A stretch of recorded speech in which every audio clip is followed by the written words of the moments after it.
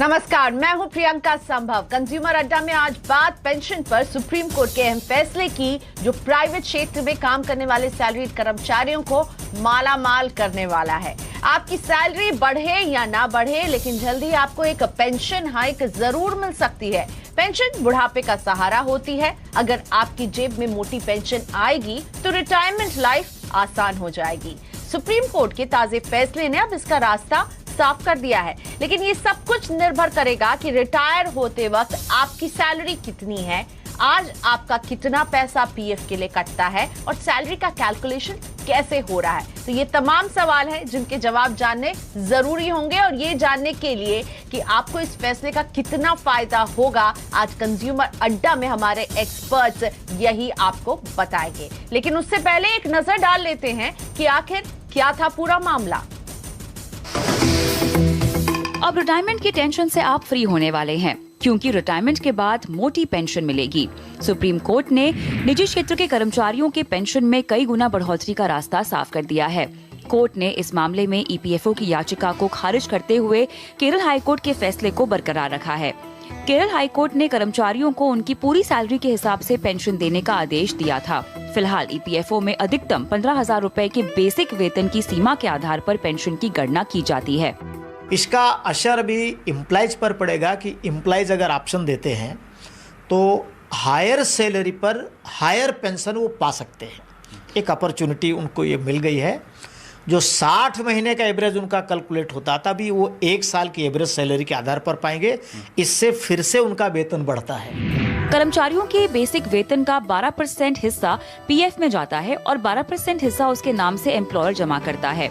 Company की 12% हिस्सेदारी में 8.33% हिस्सा पेंशन फंड में जाता है और बाकी 3.66% पीएफ में जाता है। अब ये रास्ता साफ कर दिया गया है कि निजी कर्मचारियों के पेंशन की गणना पूरे वेतन के आधार पर होगी। इससे कर्मचारियों की पेंशन कई गुना बढ़ जाएगी। तो अगर पूरी सैलरी के हिसाब से पेंशन बनी तो कर्मचारियों का पेंशन कई गुना बढ़ जाएगा। इसमें नुकसान बस इतना है कि पेंशन तो बढ़ेगी, लेकिन पेंशन फंड की निधि कम हो जाएगी। तो पूरी सैलरी के आधार पर मिले पेंशन, केरला हाईकोर्ट की इस बात को सुप्रीम कोर्ट ने आज माना है, और इसी पर हम बात करने वाले हैं। इसमें आपको कैसे फायदा मिलेगा समझते हैं। मेरे साथ हैं all India trade union Congress के राष्ट्रीय सचिव विद्यासागर गिरी, साथ ही में आपके फाइनेंसेस से सरोकार रखने वाले हमारे 2 एक्सपर्ट्स जुड़ रहे हैं। टैक्स का भी आपका ख्याल रखते हैं हम, और हमारे टैक्स गुरु शरद कोहली इस पर बात करेंगे। साथ ही में आनंद राठी वेल्थ मैनेजमेंट के डेप्यूटी सीईओ फिरोज अजीज से होगी बात। लेकिन सबसे पहले मिस्टर गिरी, मैं आपके पास आना चाहूंगी। इस फैसले को आप कैसे देख रहे हैं? बड़ी जीत है, निजी क्षेत्र में जो लोग काम करते हैं उनके लिए भी अब पेंशन जो है वो बढ़ने वाली है, क्योंकि इसमें एग्जेम्प्टेड ट्रस्टीज को भी अब लाया गया है। ये बड़ी जीत के तौर पर आप देखेंगे मिस्टर गिरी इसे? सबसे पहली बात है कि यह बहुत बड़ी जीत है। इसके लिए हम उन संघर्षशील मजदूरों को मुबारकबाद और धन्यवाद देना चाहते हैं, जो लगातार 2016 से लड़ाई में है, 17 से लड़ाई में है इन मुद्दों पर कि भारत सरकार और ईपीएफओ डिस्क्रिमिनेशन, विभेद की कार्रवाई कर रही थी। कहीं भी ईपीएफओ में एग्जम्प्टेड और नॉन एग्जम्प्टेड का डिस्क्रिमिनेशन नहीं था। और जब पेंशन का फैसला सुप्रीम कोर्ट का आया 16 में, बढ़े हुए वेतन पर पेंशन कंट्रीब्यूशन और उसका पेंशन कैलकुलेशन का, तब इस सरकार ने पहले तो कह दिया कि ठीक है मिलेगा, और 1 सप्ताह बाद ही सरकार के इंटरवेंशन से उस पर रोक लगा दी गई एग्जम्प्टेड के नाम पर, जो मजदूरों पर के अधिकार पर हमला था। इसलिए हम कंग्रेचुलेट करते हैं मजदूरों को, और इस बात के साथ कंग्रेचुलेट करते हैं कि आज़ादी के बाद लगातार संघर्षों के बाद जो 95 में पेंशन का कानून हमारे पक्ष में बना था, उसमें इम्प्रूवमेंट की बातें थी, जो इम्प्रूवमेंट हुआ भी। और उस इम्प्रूवमेंट के बाद बीच में ऐसी कोशिश की जा रही थी कि मजदूरों को उस पेंशन के लाभ से, ज़्यादा लाभ से वंचित कर दिया जाए, जिसके खिलाफ सुप्रीम कोर्ट का वर्डिक्ट आया है। और मद्रास हाई कोर्ट ने ठीक ही कहा है कि पेंशन कोई दया नहीं है, बल्कि यह मजदूरों का मौलिक राइट है। इसलिए यह मौलिक अधिकार की जीत है। इसके लिए मजदूरों को कंग्रेचुलेट करते हैं, यह हमारा कहना है। बिल्कुल। तो 15,000 की जो मजदूरों के कैपिंग थी संघर्ष की उसे हटा दिया गया है। एग्जेम्प्टेड ट्रस्ट में जिनका पीएफ जाता है, जो कि निजी क्षेत्र के सारी कंपनियों के जाते हैं, तो निजी क्षेत्र में जितने भी कार्यरत सैलरीड कर्मचारी हैं इसका सीधा फायदा उन्हें मिलने वाला है। आप पेंशन पर एक जो 15,000 की कैपिंग थी वो नहीं लगेगी, आपकी पूरी सैलरी के आधार पर अब इसको कैलकुलेट किया जाएगा। 8.33% आपकी पूरी सैलरी के आधार पर मिलेगा। मेरे साथ हैं फिरोज अजीज। फिरोज, आप बताइए ये कदम आपको कैसा लग रहा है? सोशल सिक्योरिटी की तरफ एक कदम आगे लग रहा है ना, क्योंकि अब पेंशन ज्यादा मिलेगी। आई थिंक प्रियंका एक्चुअली ये बहुत बड़ा कदम है। आई थिंक पर्सनल फाइनेंस के पर्सपेक्टिव से सबसे बड़ा प्रॉब्लम यही रहा है कि पेंशन जो है एक social security system emerge countries की तरह हमारे इंडिया में नहीं है। So I think this is a first step towards that, very good. Second is, जब तक कि जैसे ही इंसानों की आयु बढ़ रही है, मतलब आयु नहीं, लाइफ स्पैन बढ़ रहा है, तो पेंशन की अहमियत बढ़ती जा रही है। पहले लाइफ एक्सपेक्टेंसी कम थी, अब लाइफ एक्सपेक्टेंसी काफ़ी बढ़ गई है with sophisticated medical care. So pension पे तवज्जो देना बहुत इंपॉर्टेंट है। I think that's point 2। Point 3, जब ईपीएस में कंट्रीब्यूशन जो बहुत रेस्ट्रिक्टेड था, अब ज़्यादा कंट्रीब्यूशन जाएगा, तो जाहिर सी बात है एक डिसिप्लिन सा मेंटेन हो जाता है। अनलाइक पीएफ में जो कंट्रीब्यूशन जाता है उसमें 8%, 8.5% चेंज होता रहता है इंटरेस्ट, उसमें सिर्फ इंटरेस्ट मिलता है। So third point is EPS जो कंट्रीब्यूशन है वो एक सर्टेनिटी लाता है पेंशन पे। I think that's amazing. और जो पीएफ की कंट्रीब्यूशन है वो सिर्फ डेट के तरफ जाती है, और डेट की जो क्षमता है रिटर्न कमाने की वो बहुत कम है। So EPS contribution is better than PF contribution, जो इसमें ऑटोमेटिकली होगा। पीएफ की कंट्रीब्यूशन घट जाएगी, ईपीएस की बढ़ जाएगी। तो ये 3 बहुत इंपॉर्टेंट पहलू हैं जिसको सेलिब्रेट करना इंपॉर्टेंट है। फिरोज, आपके इसी पॉइंट पर मेरा दूसरा सवाल भी है। आप ही ने कह दिया कि ईपीएस में अब रकम जो है वो बढ़ जाएगी, ठीक है, क्योंकि अब पूरी सैलरी के आधार पर आपका जो है वो पेंशन कंट्रीब्यूशन जो है वो निकाला जाएगा, और पीएफ का फंड कम हो जाएगा। तो क्या इसे लेकर चिंता होनी चाहिए, या आप इस कदम को कैसे देखते हैं? आप फिनेंसेस के लिहाज से आप इसे कैसे देखते हैं? क्योंकि मुझे लगता है मेरा जो कॉर्पस है वो तो कम हो रहा है, हाँ पेंशन बढ़ रहा है, पर क्या ये ऑफसेट हो रहा है आपस में? मेरे हिसाब से बहुत अच्छी बात है, क्योंकि इंडिया में फिक्स डिपॉजिट्स और रिस्क कम लेने की बड़ी चाह होती है। इंसान अपने पैसे आरडी और एफडी में ही रखता है, और डेट की जो प्रॉब्लम है कि वो कभी आपको ग्रोथ और महंगाई को मात नहीं दे सकती। और पीएफ भी वैसा ही एक जरिया है जिसमें रिस्क कम होती है, रिटर्न कम होती है, और लॉन्ग टर्म में इक्विटीज की तरफ झुकाव ऑटोमेटिकली नहीं होता है।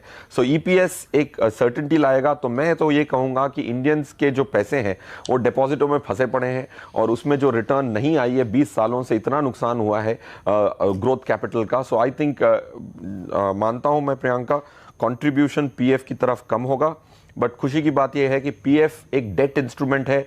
रिटायरमेंट के लिए ग्लोबली डेट का प्रयोग नहीं होता है, एक्विटी का प्रयोग होता है, और इंडियंस एक्विटी का प्रयोग कम करते हैं। बहुत कम ही निवेशक हैं जो एक्विटी के प्रयोग करके इंडिया की ग्रोथ स्टोरी में पार्टिसिपेट करते हैं। So it doesn't hurt me to have a smaller contribution towards PF which is a debt instrument. Priyanka,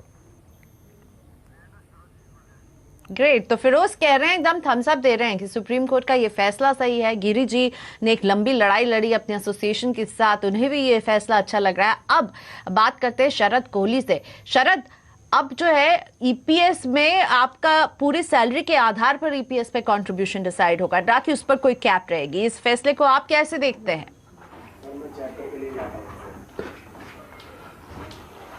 मुझे लगता है बहुत ही पॉजिटिव कदम है प्रियंका, बहुत ही सकारात्मक कदम है, क्योंकि सोशल सिक्योरिटी की इस देश में हमेशा से डिबेट रही है और पिछले कुछ सालों में और बढ़ गई है। जैसे जैसे देश विकसित होने की तरफ बढ़ रहा है, तो बिना सोशल सिक्योरिटी के कोई देश विकसित नहीं हो सकता।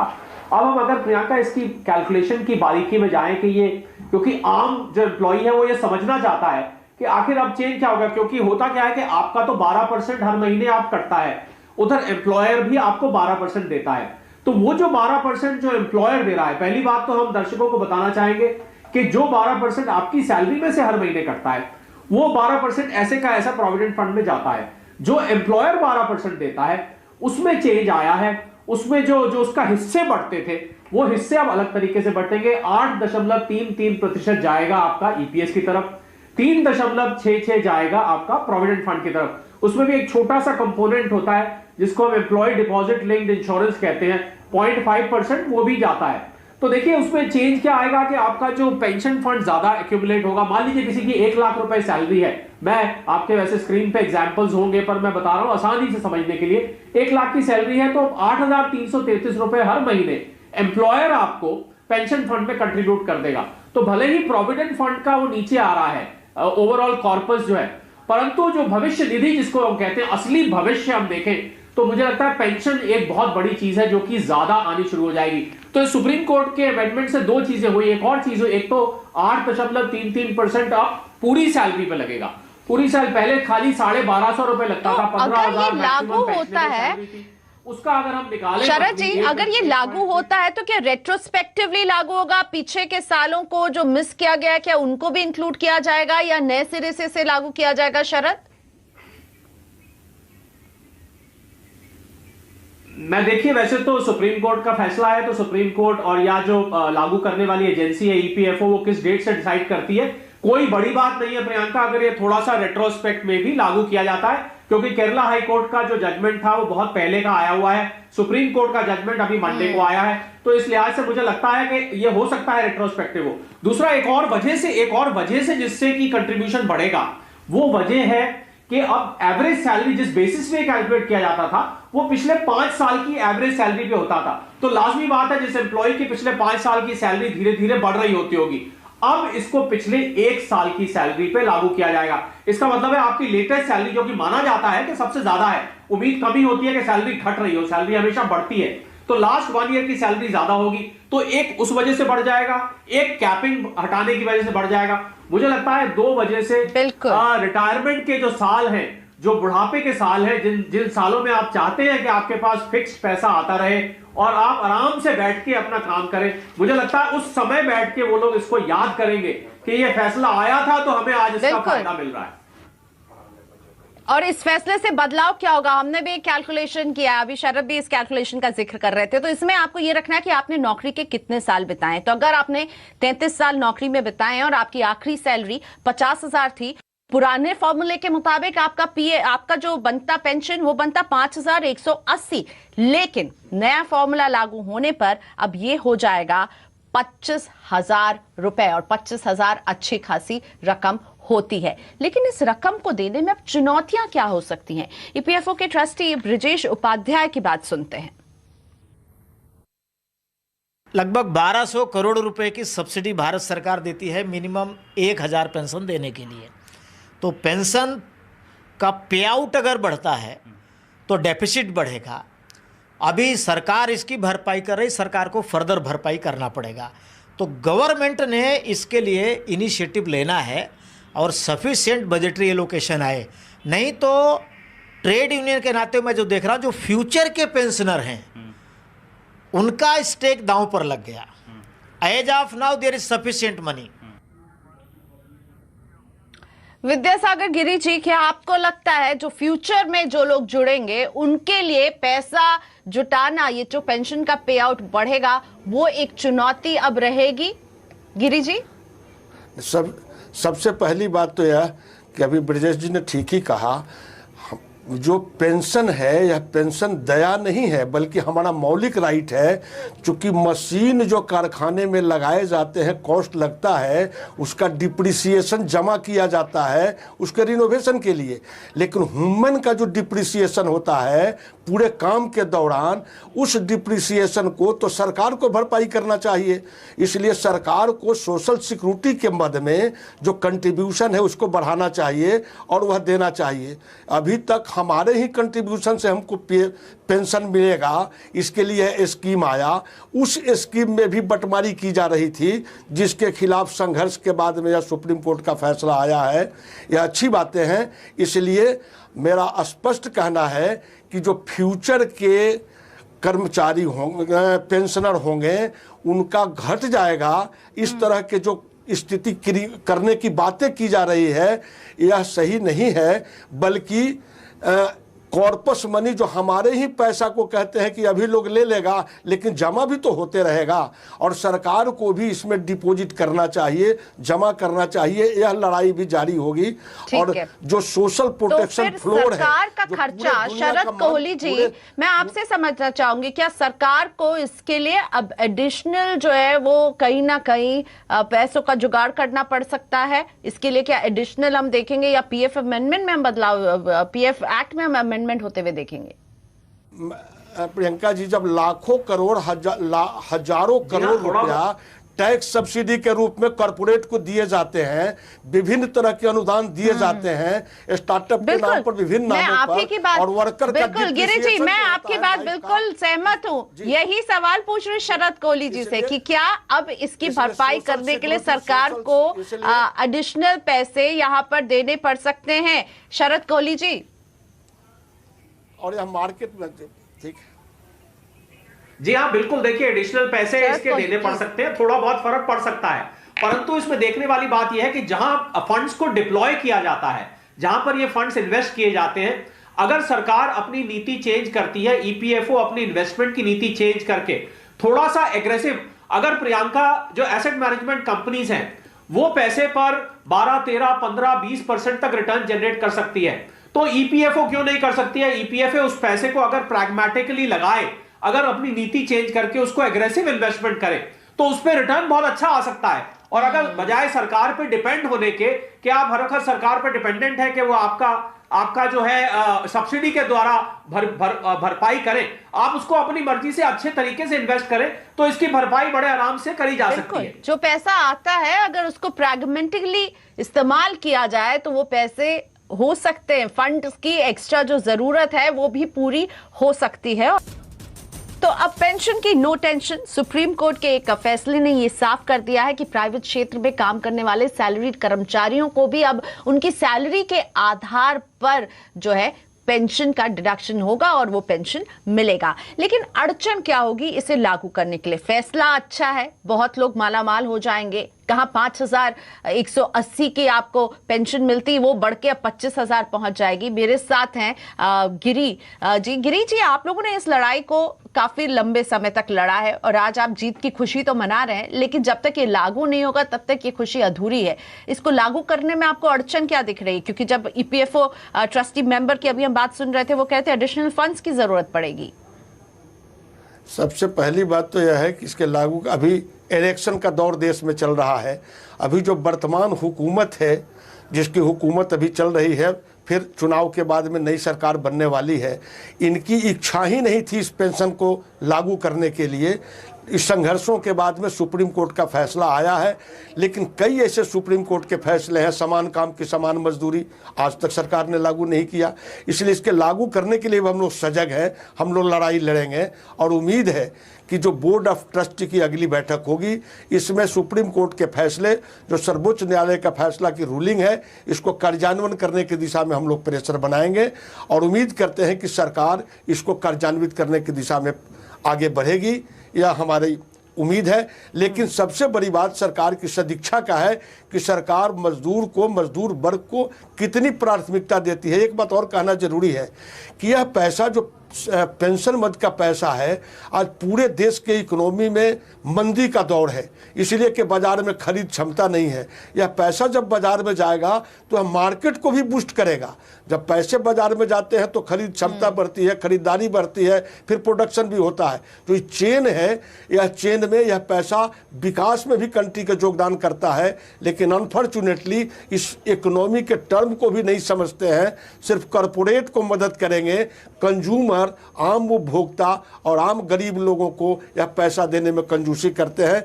इसलिए इसमें अड़चने यही है कि सरकार की इच्छा का सवाल है, लेकिन मजदूर जिस तरह लड़ाई तो इच्छा शक्ति का सवाल है और सुप्रीम कोर्ट ने कह दिया है तो इसे लागू करना है। अब ईपीएफओ ट्रस्ट की बैठक में हम इस देखेंगे कि क्या होता है, लेकिन फिलहाल तो यही लग रहा है लागू हो रहा है। तो फिरोज अजीज, ये अच्छी बात है कि अगर हम देखेंगे पेंशन में हमारा कॉन्ट्रीब्यूशन अब जो है वो बढ़ जाएगा और पीएफ का फंड अगर कम भी हो रहा तो उसमें कोई चिंता की बात आपको नहीं लग रही है ना फिरोज?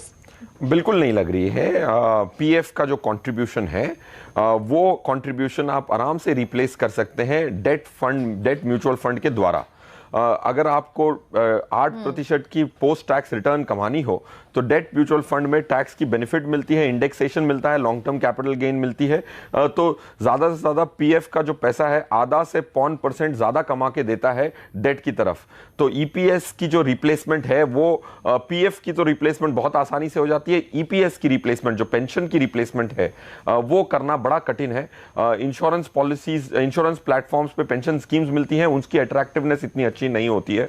सो आई थिंक इसकी कोई चिंता की बात नहीं है। रहा सवाल ये लागू करने का, मेरे हिसाब से इंडिया एक ऐसी कंट्री है जहां यंगस्टर्स हैं। इंडियन डेमोग्राफिक्स जो है वो जापान फॉर एग्जांपल से बड़ी अलग है। हमारी जो देश की ये है आवाम है, जो पॉपुलेशन है वो काफ़ी यंग है। सो आई थिंक बहुत जल्दी ये लागू हो सकता है क्योंकि you don't have a very aging population unlike other emerged countries Europe और so I think दोनों तरफा ये होने की संभावना है।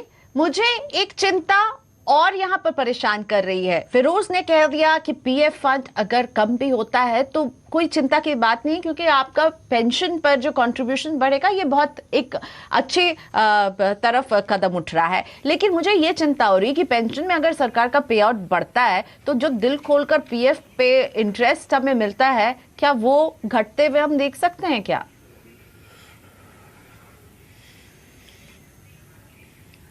देखिए, अभी भी प्रियंका जो पीएफ पे इंटरेस्ट मिलता है वो इंटरेस्ट 8% के आसपास घूम रहा है। अब उसमें थोड़ा बहुत कटौती होती रहती है, ऊपर नीचे होता रहता है। तो इंटरेस्ट रेट्स लॉन्ग टर्म में अभी इन्फ्लेशन से उसको कोरिलेट किया जाता है। इन्फ्लेशन जो इस समय करीब 2.5% के आसपास है, तो अगर हम इन्फ्लेशन से कोरिलेट करते हैं और आरबीआई की अगली पॉलिसी भी आने वाली है जिसमें इंटरेस्ट रेट 25 बेसिस पॉइंट के कट की फिर से उम्मीद की जा रही है।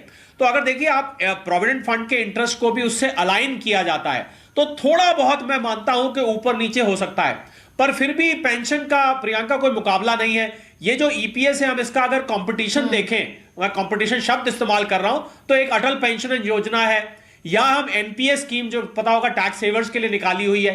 तो ये पेंशन का हमारे देश में कोई एक प्रावधान ऐसा नहीं है, कोई स्टैंडर्ड अक्रॉस द कंट्री जो पूरा एक पेंशन प्लान चले। एनपीएस में जो लोग अपने करते हैं उन लोगों को फायदा मिलता है, अटल पेंशन योजना भी जो लोग करते हैं उनको फायदा मिलता है, पर अक्रॉस द बोर्ड जितने भी लोग नौकरी पेशा वाले हैं उन सब के लिए ईपीएस के अलावा और कोई जरिया नहीं है। तो मैं समझता हूं अगर थोड़ा बहुत इंटरेस्ट रेट कट भी होता है तब भी ये स्कीम बहुत फायदे की रहने वाली है। मुझे लग रहा है जितने भी प्राइवेट एम्प्लॉयज हैं उनके लिए आज सेलिब्रेट तो करने पीएफ पे अगर इंटरेस्ट कम हो तो इसकी चिंता नहीं होनी चाहिए, पीएफ का फंड कम हो रहा है इसकी चिंता नहीं होनी चाहिए। आपको खुशी मनाना चाहिए कि पेंशन अब मिलेगा और बढ़ी हुई दर पर मिलेगा निजी क्षेत्र में काम करने वाले लोगों को।